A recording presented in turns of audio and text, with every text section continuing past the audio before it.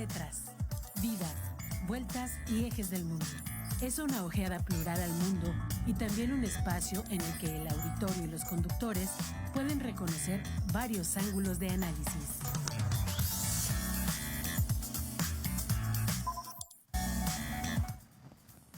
Adelante, Miguel. Hola, ¿qué tal? Muy buenos días. Aquí estamos terminando de ponernos de acuerdo y de acomodarnos en nuestros sitios para emprender con ustedes este día de encuentro, de relaciones y de reflexiones comunes. Nada más quiero recordarles que estamos en el programa Tetras, que se transmite cada miércoles de 9 a 10 de la mañana. Unos miércoles estamos el maestro Sergio Becerril Calderón y un servidor, Gonzalo Guajardo González, y otra semana están Rosalba y Ángel Valderas. Les recuerdo que nuestro teléfono en la cabina es el 442-192-1200, extensión 37120. Nos pueden localizar ustedes durante la programación en este teléfono, pero nos pueden también escribir al celular 442-249-8788. Estos dos números han aparecido en pantalla ante ustedes. También nos pueden escuchar por radio en el 89.5 de frecuencia modulada. Seguramente varios de ustedes lo están haciendo. Nos pueden ver en la televisión por el canal digital 24.1. Nos pueden escuchar en radio por internet en radio.uacu.mx o ver por internet en tv.uacu.mx. También este programa se retransmite los sábados de 5 a 6 de la tarde y le agradecemos a la gente que ustedes no ven, pero que nos acompaña cada 8 días atrás de cámaras y que siempre está haciendo posible el programa. Particularmente le agradecemos a nuestro productor técnico, Emanuel Villagrán, que está permanentemente atendiéndonos. Y bien, Sergio Becerril, nuestro tema de hoy es un tema pues que de alguna manera intenta ir configurando este proceso que hemos traído en las emisiones quincenales de Tetras, en que nos ha correspondido participar a ti y a mí, que es lo relativo a preguntas básicas que nos hacemos referentes a al conocimiento, referentes a la acción humana, referentes a la comprensión de los movimientos que se dan en el siglo XXI a nivel mundial o a nivel americano o incluso a nivel mexicano, ¿no? Y para hoy teníamos preparada precisamente una sesión referida al conocimiento científico, que de alguna manera podríamos decir va ayudando a culminar esta reflexión. Estaba yo en espera, de verdad, te lo comento, de hace 15 días al día de hoy, de ver cómo íbamos a abordar este tema, que para los académicos pareciera ser más recurrente y usual, ¿no? Uh-huh. Sin embargo, entre los propios académicos, muchos profesionistas que están en la tecnología, en la técnica, no se ponen de acuerdo sobre estos temas y los dejan pasar. Para ellos lo más importante es la aplicación del conocimiento o adentrarse en los procesos de trabajo sin reflexionar mucho acerca de la ciencia o acerca de la verdad. Uh-huh. Para nosotros pensar en los métodos, pensar entre la relación de métodos con objetos de estudio o con objetos de trabajo es mucho más, te decía yo, más recurrente o más usual o más de contenido propio de un programa de estudios. Entonces a mí sí me interesaba saber qué pensaba Gonzalo Guajardo sobre este tema y para ver cómo lo aproximamos, lo incorporamos a esta temática que desde la modernidad nosotros hemos abordado para explicar fenómenos políticos, fenómenos sociales, problemáticas de la productividad, del mercado, problemáticas y temáticas que en el tema de la cultura, en el tema de pensar cómo pasamos el día y lo pasamos en muchas ocasiones sin reflexionar mucho acerca de lo que somos, acerca de lo que hacemos, Gonzalo, sí es fundamental, me parece. No tenemos que enredarnos tanto en la vida cotidiana y dejar pasar el tiempo, dejar pasar nuestra práctica, nuestras intenciones de vida futura, porque para nosotros, Gonzalo Guajardo, esta no sé cómo llamarle, si es un mare magnum o si es esta tremenda vorágine que se vive en la cotidianidad y en las exigencias que nosotros mismos nos imponemos como trabajo, no sé si eso impida que tengamos un tiempo de ocio, un tiempo de pereza y un tiempo para reflexionar intencionalmente y producir y generar y concretar ciertos actos, ciertos acuerdos, ciertas formas de entendimiento que nos permitan una mejor relación. Ya no tenemos referentes, Gonzalo, no hay un referente claro, concreto desde el respeto a los otros, desde el respeto a nosotros, para construir una vida social y crear mejores condiciones de vida. Nos hemos aislado, alejado, estamos pensando en un individualismo y al hacerlo nos olvidamos de nosotros y nos olvidamos de la colectividad y nos olvidamos de lo social propiamente. Entonces, hablar de la verdad, hablar de la ciencia, hablar del conocimiento, hablar del saber, hablar del entendimiento, hablar de la comprensión histórica, no es un tema fácil ni que quizás le interese demasiado al público en general. Y sin embargo, yo estoy muy dispuesto a que hablemos de ello porque las generaciones del futuro quizás tengan que recordar que la verdad y la ciencia se construye desde el respeto no solo al objeto de estudio, sino se construye alrededor de la aplicación del conocimiento para crear mejores condiciones de vida. Estoy completamente de acuerdo contigo, Sergio, pero también yo quisiera señalar que la ciencia, el conocimiento, las nociones de verdad, de falsedad, etcétera, están siempre presentes en nosotros. Una cosa es que estén siempre presentes y otra cosa es que nos demos cuenta siempre de que están en nosotros. Pero sin duda, el hecho de estarte tú comunicando con otras personas, de estar hablando con tus hijos o con tus padres o con tu cónyuge o con tus amistades, siempre estás expresando una comprensión del mundo, sí, una comprensión de la realidad.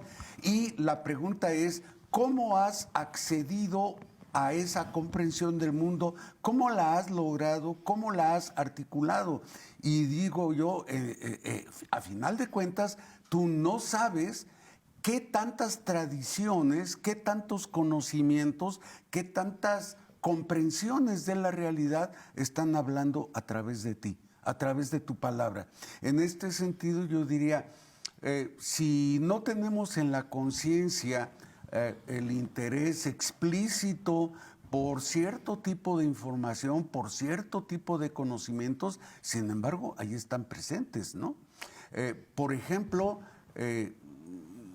nos despertamos con dolor el 12 de diciembre, que en México se acostumbra celebrar a las Guadalupes por el día de que es un día dedicado a la veneración de la Virgen de Guadalupe, y en muchos lugares se hacen fiestas, representaciones, bailables, etcétera, en honor de la Virgen de Guadalupe. Y justamente aquí en Querétaro, el 12 de diciembre, amanecimos con una información muy dolorosa, que fue una explosión de juegos pirotécnicos justamente en Carrillo Puerto, y que varias personas resultaron lesionadas. ¿Qué estaban haciendo allí en la madrugada? ¿Qué? Estaban respondiendo a una visión del mundo. Estaban tratando de manifestar su comprensión de la realidad. Otros dirán, era una tontería, porque no tienen esa veneración o esa comprensión del mundo. Otros dirán, qué pena que haya sucedido esta cosa, de quién es la responsabilidad, etcétera, pero está justamente dado ese acontecimiento en torno a una comprensión de la realidad. Y es justamente lo que estoy tratando de señalar, como al hacer ciencia, al hablar de conocimientos, al hablar de cierta comprensión de la realidad, esto está permeando toda nuestra vida, y es lo que nos hace hablar, es lo que nos dice qué es lo que tenemos que pensar. No como un mandato explícito, sino que es lo que hemos aprendido, y desde ahí hemos estructurado nuestra comprensión de la realidad. Sí, está bien, y considero que estás hablando de un reconocimiento teórico e histórico de la sociedad. Cuando nosotros pensamos en comprensión del mundo, cuando nosotros pensamos acerca de establecer ciertos criterios de verdad para buscar distintas formas de relación, Gonzalo, siempre consideramos un respeto al otro.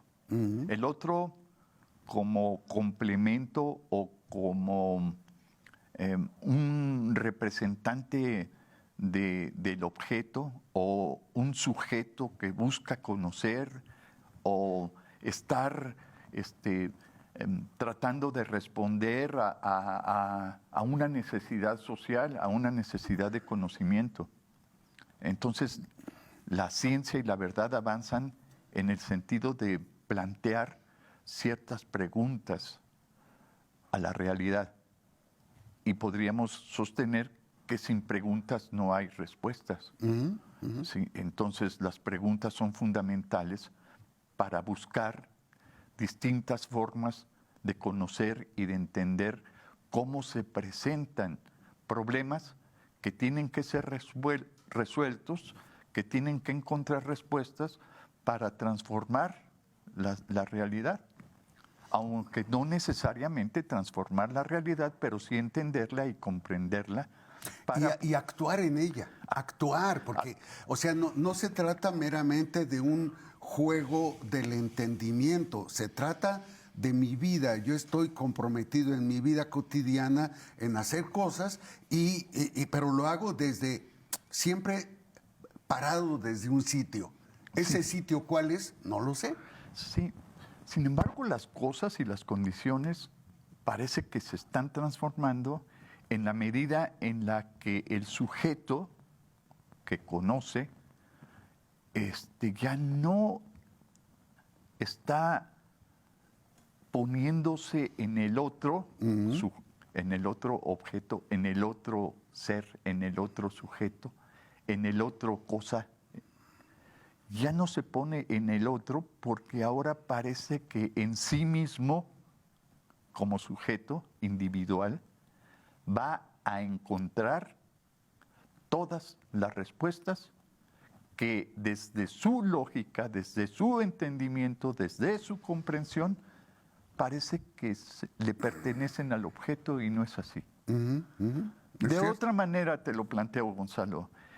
Somos tan individualistas, somos tan narcisistas, nos hemos desprovisto de tanto respeto al otro que mentalmente nos creamos, nos recreamos, nos producimos, nos reproducimos y negamos, invisibilizamos o no le damos importancia al espacio y al tiempo del otro en su propia comprensión. Porque al otro lo hemos de alguna manera transformado mentalmente en nuestra relación, lo hemos transformado en cosa. ¿Sí? A la manera en que tú te sientas a comer y dices, ¿y ahora cómo me voy a comer esto? Necesito una cuchara, y te levantas por una cuchara. Entonces, ¿le das importancia a la cuchara? Sí, claro que sí, para poder comer, pero tiene un valor utilitario meramente. Nomás la usas para comer y después de eso tú te olvidas de la cuchara y sigues haciendo tu vida. Y si en algún momento tuviste esta urgencia, esta exigencia de echar mano de una cuchara, ahora ya no te acuerdas, después de que satisficiste tu interés, ¿no? Y en ese sentido está la relación con ese otro al que te estás refiriendo. El otro es como una cuchara que viene a satisfacerme una exigencia de momento. En cuanto satisfago eso, adiós, Sí. No te conozco siquiera. Sí. Bueno, entonces, a mí me gusta venir contigo a dialogar.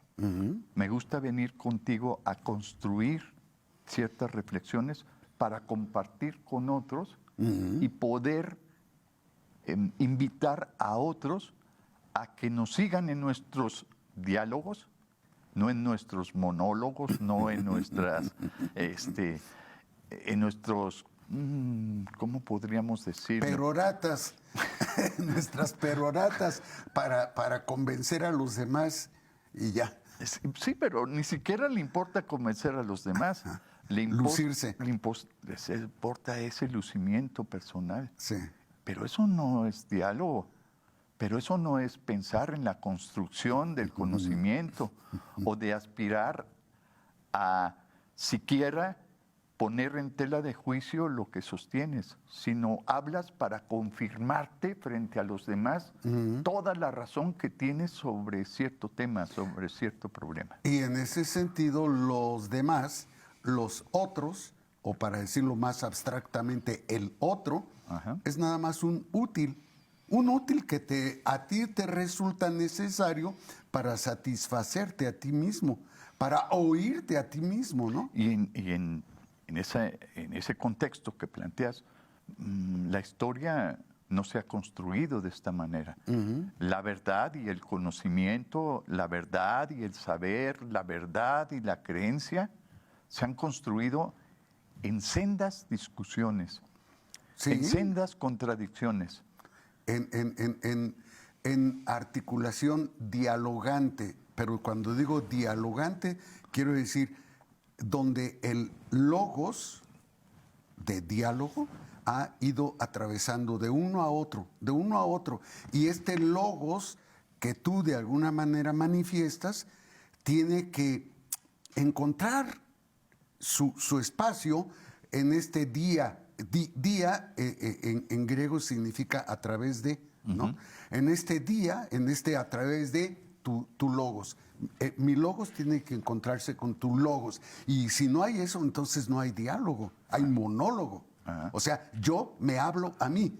El mono que es uno en griego también, ¿sí? Es el que se da a sí mismo cuerda a su logos. Y en esta modernidad en la que vivimos, parece que todos nos hemos vuelto monólogos.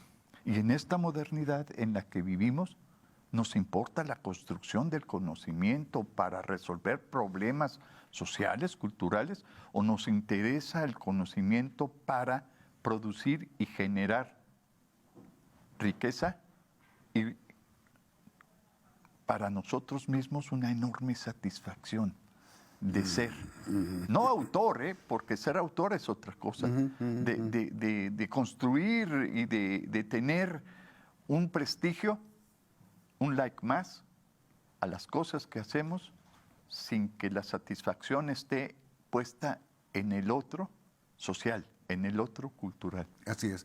Fíjate que este fin de semana, sábado y domingo, estuve en Puebla, porque allí hay una escuela Freinet. Sí, sí. Y justamente fuimos a hablar, a conversar con maestros de la escuela Freinet para pues ver cómo están ellos entendiendo precisamente los procesos de formación en esta época actual,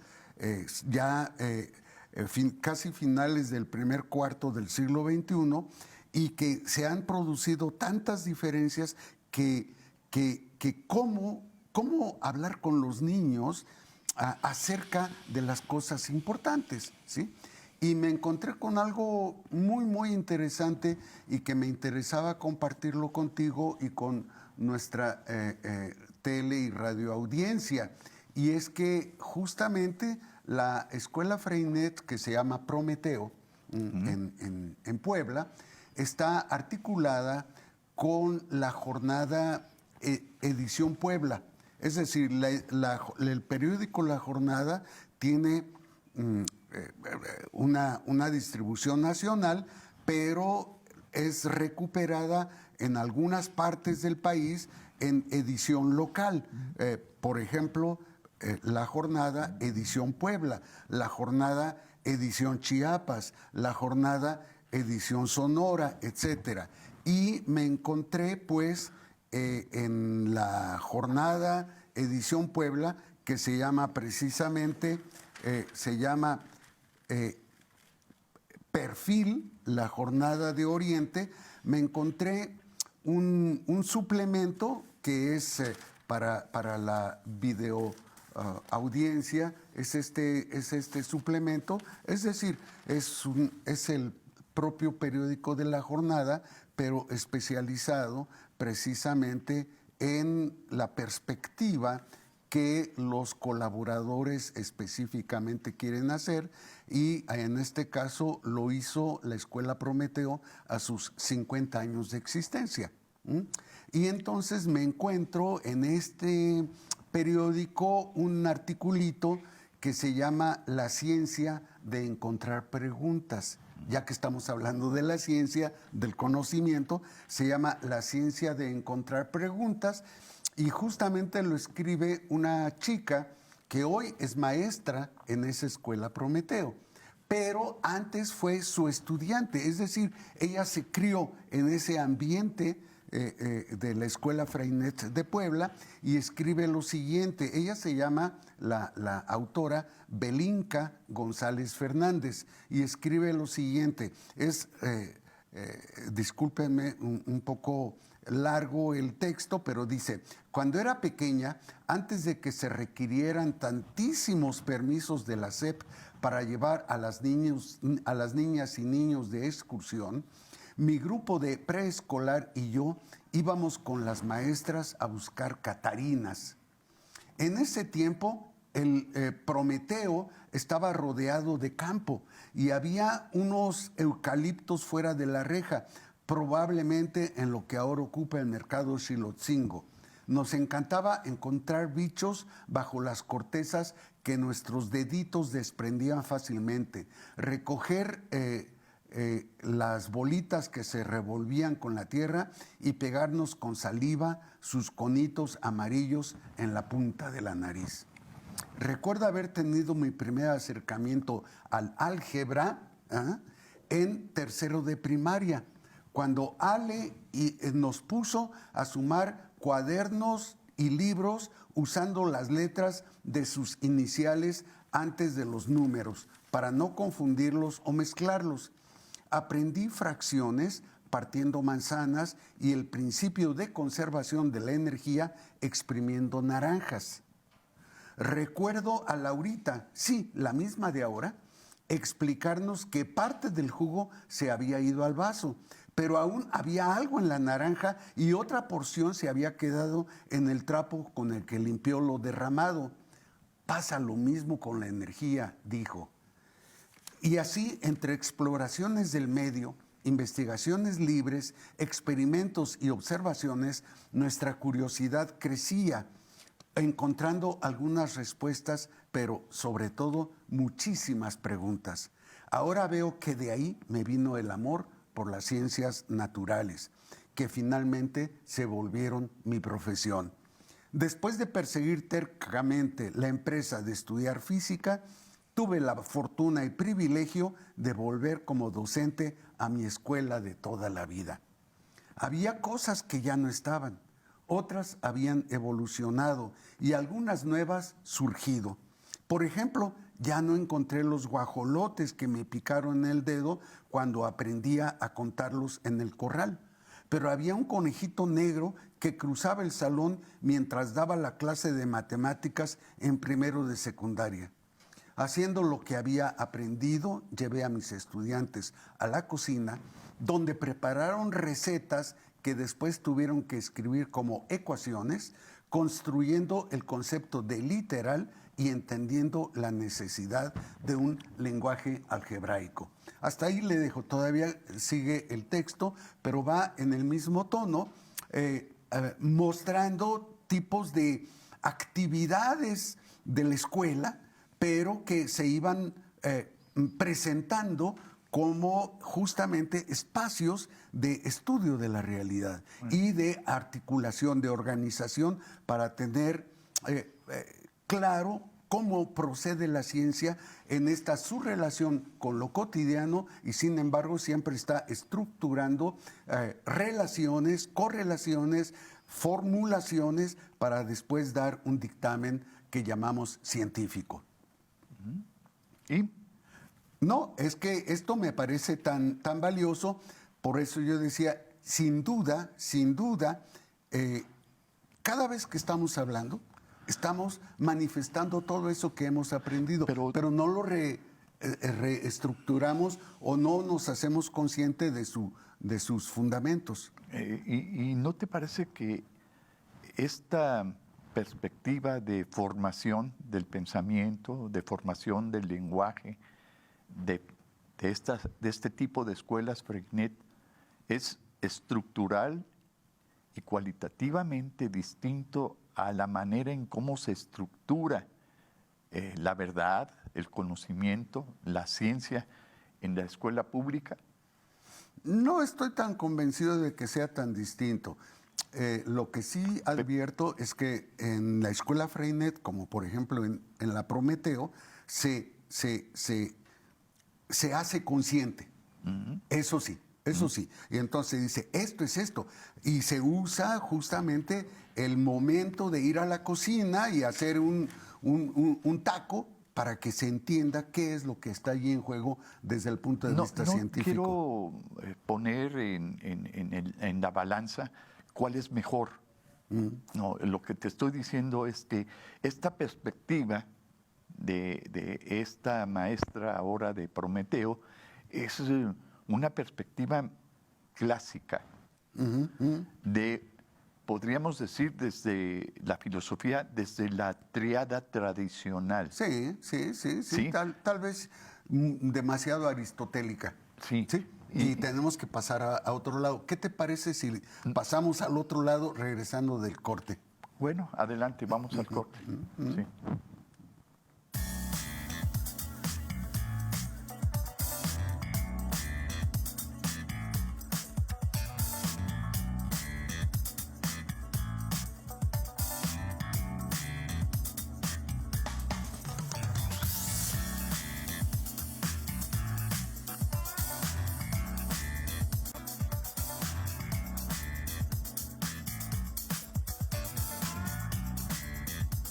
Bueno, Gonzalo, regresamos y nos quedamos en algo muy interesante. ¿Por qué en estos momentos esta perspectiva de esta maestra de Prometeo, y fíjate que está hablando de escuela de Prometeo, claro, lo que significa Prometeo, es un mito, Sí. para la educación, para el conocimiento. Y entonces, este escrito que presenta esta docente, yo te decía, nos lleva a una perspectiva de la tríada tradicional, en donde existe en la búsqueda del conocimiento, en la estructuración del conocimiento científico, existe un sujeto que conoce, un objeto por conocer, y de esa relación surge el conocimiento, la perspectiva de verdad. Sin embargo, Gonzalo, yo te decía que esto era una perspectiva clásica, tradicional, y en la modernidad, esta que hemos venido hablando de ella, de la modernidad, de la hipermodernidad, de la posmodernidad, de la modernidad líquida, de la transmodernidad. De la transmodernidad, las relaciones ya no implican al otro. El otro está desprovisto de amor, diría Freud en términos del eros. Estamos aniquilando amorosamente, libidinalmente, estamos negando al otro y poniendo todo el entendimiento y toda la verdad en el sujeto mismo, individualizado, es decir, reducido a ese sujeto que conoce, reducido a su mínima expresión de sujeto sujetado, sujeto idealizado, sujeto que no le importa para nada el otro y solamente le importa, si es que lo llega a reflexionar, su ideal del yo o su narcisismo o sus satisfacciones mundanas y sus satisfacciones sublimes, y al solamente interesarle eso, este tipo de conocimiento que esta maestra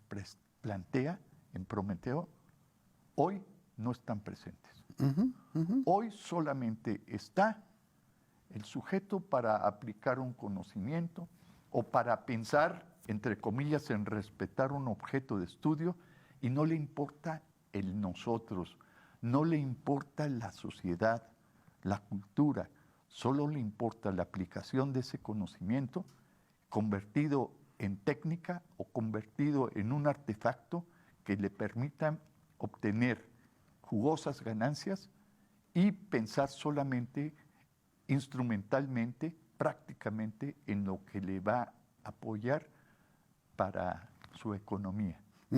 Sí, y cuando decías que esto que yo estaba presentando sugería un esquema convencional o tradicional, yo creo que tienes razón, y por eso me vi forzado a decir sí, es una perspectiva un tanto aristotélica. ¿Por qué?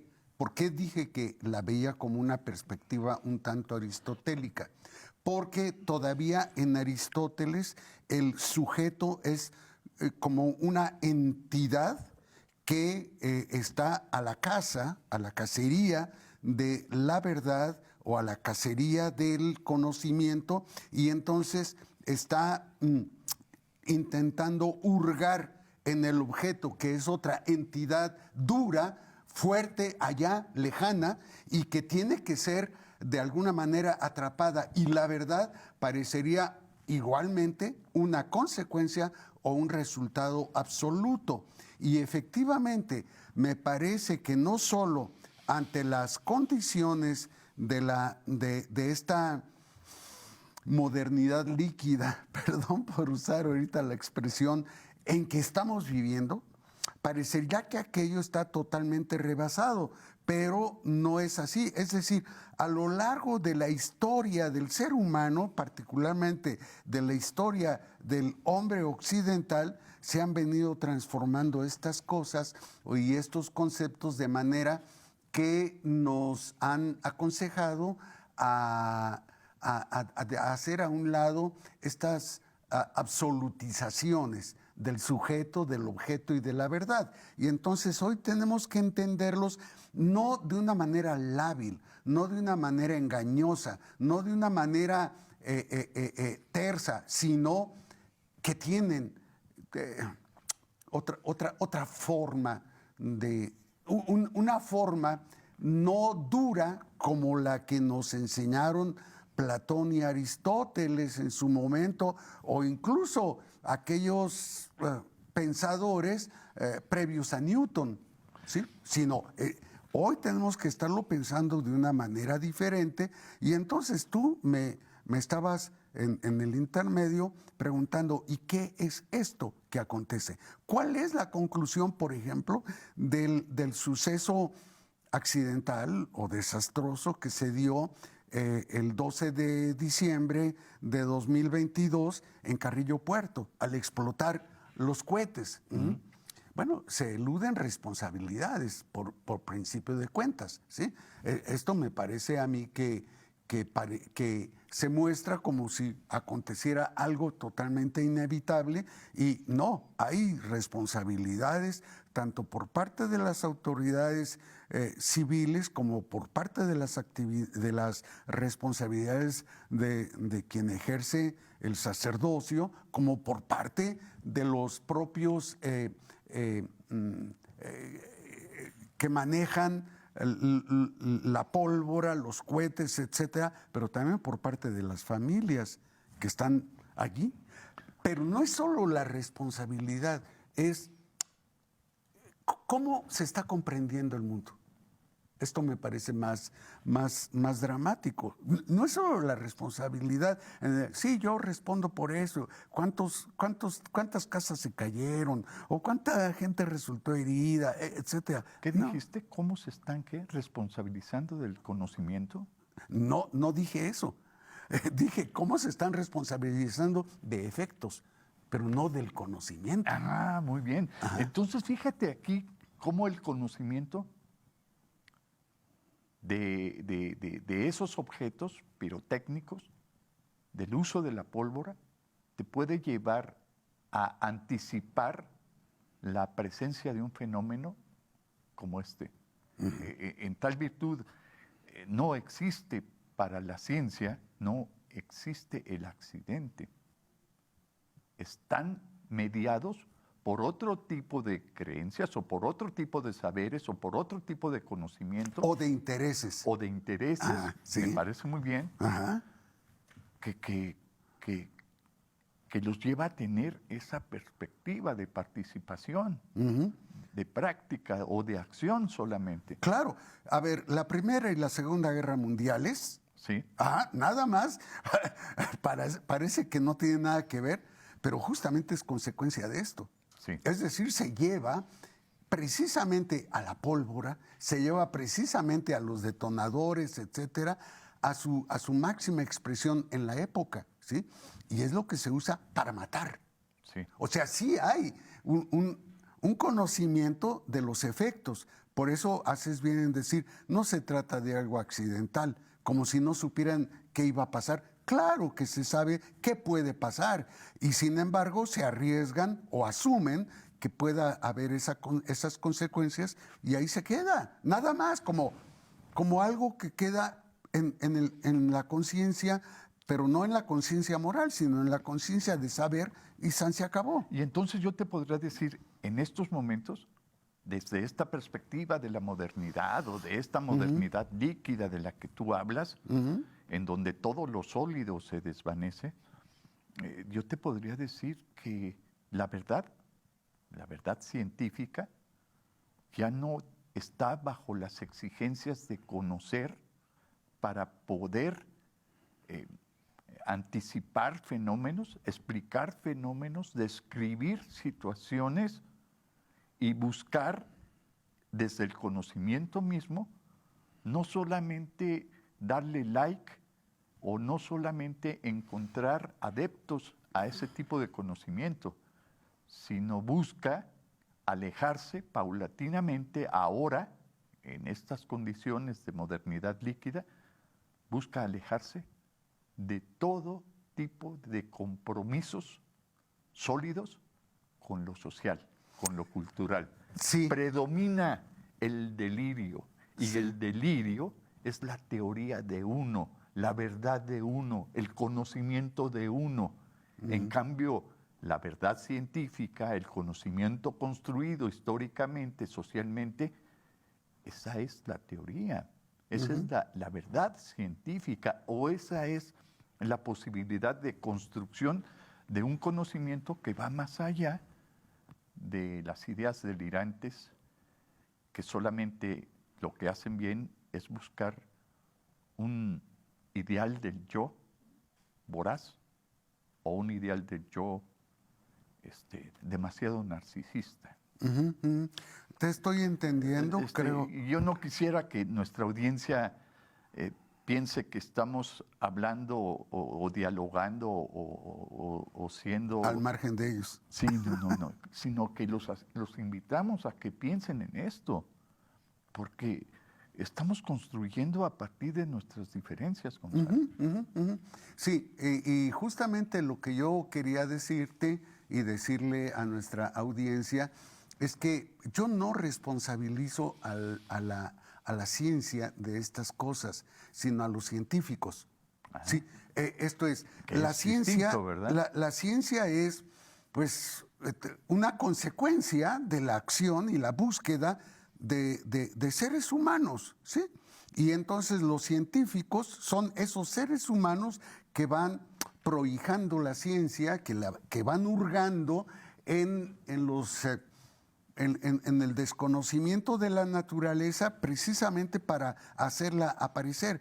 Pero no solo los científicos, sino también están los políticos, están los empresarios que tratan de echar mano precisamente de los descubrimientos o de las presentaciones de los científicos para poder obtener beneficios. En lo particular, estoy queriendo pues voltear la perspectiva no a la ciencia, sino más bien a la forma de proceder de los seres humanos. Porque sin duda, de lo que hemos estado hablando todo el tiempo, mi querido Sergio, ha sido más bien de la forma de ser de los seres humanos. Esa modernidad líquida de la que hoy hablamos no es una modernidad que se da, dijéramos, en la tierra, que se da, dijéramos, en el agua, que se da, dijéramos, en los árboles o en las nubes, con independencia de los hombres, sino es los hombres que están allí operando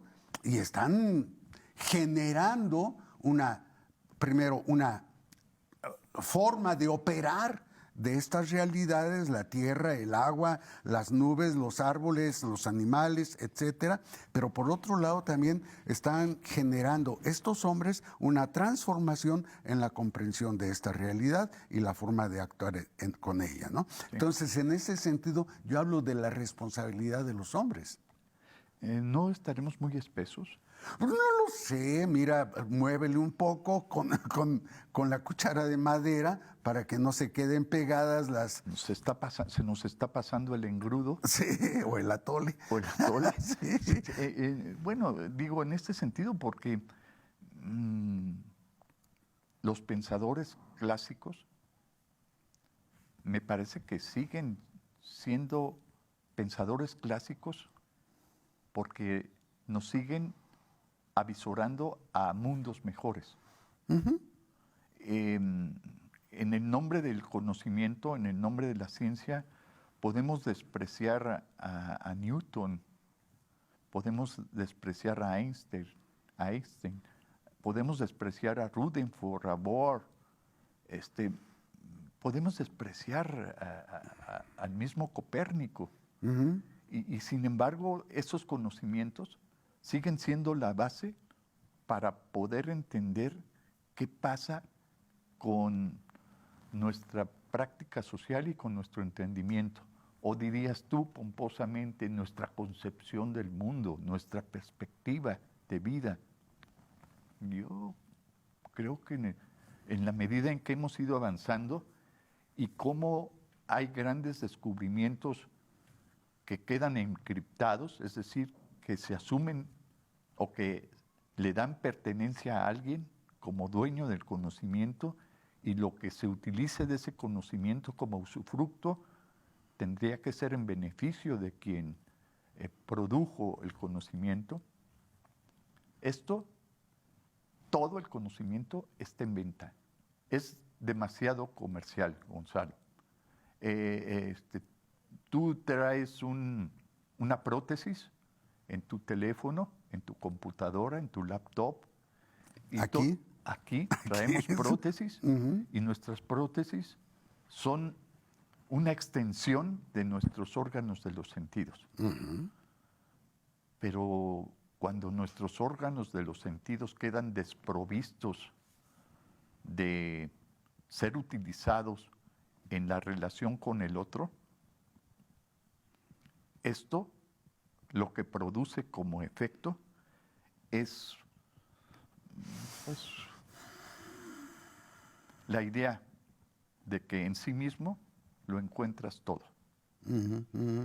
Esto me asusta mucho, mi querido Sergio.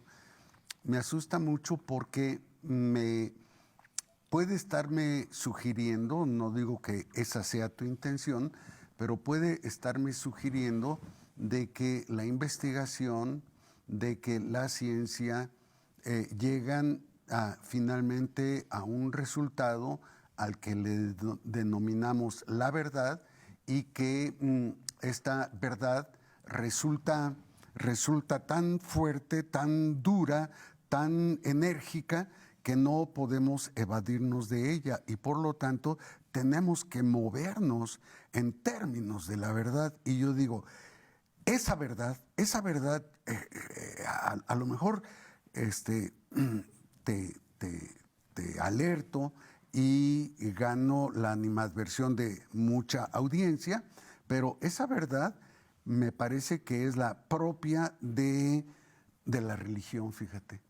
La religión, porque la religión presenta una serie de datos acerca de la realidad que presume que son datos revelados justamente por una inteligencia superior a la nuestra y que nos muestra cómo es la realidad. Y a esto es a lo que le llamamos fe, adherirnos precisamente a esa verdad revelada. Y en ese sentido, me parece que es la única verdad que puede tener en rigor una existencia inamovible, ¿sí? Mientras que precisamente la verdad científica, el quehacer científico, están fincados en el desconocimiento. Es decir, tú quieres saber qué sucede precisamente porque no sabes. Precisamente porque dices, ¿por qué el agua corre de la parte alta a la parte baja? ¿Por qué? Es que, Gonzalo, este planteamiento que haces de esta verdad religiosa, con todo respeto, ha quedado demostrado por la ciencia que se ha constituido históricamente, pero también teóricamente, en el Evangelio o en cualquier tipo de manuscrito de esotérico. No solamente esotérico, sino religioso, pues espiritual. Es decir, esto se constituye como una creencia. Y esta creencia religiosa es un dogma Sí, de fe. Por eso resulta inamovible. Resulta inamovible. Pero cuando te metes a la construcción del conocimiento científico, en la persecución y aspiración de verdad, ahí, Gonzalo Guajardo, están distintos niveles. Sí. Distintos niveles. Sí. Hasta llegar a la comprobación eminentemente científica que cumple con todos esos criterios de aceptación como verdad. Como verdad histórica. Pero siempre, exacto, siempre como verdad histórica. Es decir, siempre tiene un ángulo esa verdad de desconocimiento o de duda. Es decir, siempre podremos modificar ese conocimiento que llamamos científico, porque tarde o temprano nos habremos de encontrar con otras evidencias que nos obliguen a repensar lo que habíamos señalado. No es así, por ejemplo, con la verdad con que con que nos conducimos cotidianamente, ¿no? Por ejemplo, tú sales de tu casa y llegas a la esquina para esperar que pase el camión para venir justamente aquí a la estación de Radio Universidad o al centro universitario. Esperas el camión, Sí. pero el camión no llega. Y dices, ¿qué pasó? O sea, en esa verdad de todos los días, tú tienes ciertas expectativas de comportamiento del mundo, de comportamiento de los demás, y de repente no pasa, no sucede lo que tú estás esperando, tienes que modificar. Entonces, día con día vas haciendo eso, que no es lo que pasa en la ciencia, ¿no? La ciencia, a través de experimentos, a través de hipótesis, va pensando en algo más estable. Sin embargo, también allí hay dudas. Sin embargo, allí también hay ignorancia. Tenemos que cerrar, pero ¿Sí? nos queda un poquito de tiempo, unos segundos más, Gonzalo. ¿A dónde querías llegar con este tema? ¿Verdad? Adam Schaff, Gadamer, por ejemplo, disculpa que hable de autores, pero historia y verdad, verdad y método, es decir, perspectivas de verdad desde la construcción. No, a lo que quería llegar es que hoy estamos abandonando totalmente esta visión de las cosas y hoy nos dejamos conducir más por nuestros sentimientos. Me late. Y tengo el sentimiento de que ya tenemos que cortarle. Siento que, creo que, pienso que, eso es lo que mueve Sí, al mundo. sí. Hasta la próxima, que estén muy bien. Adiós, gracias. Esto fue Tetras, vidas, vueltas y ejes del mundo. Programa que se asoma a la vida humana en sus diferentes expresiones, queretana, nacional o mundial.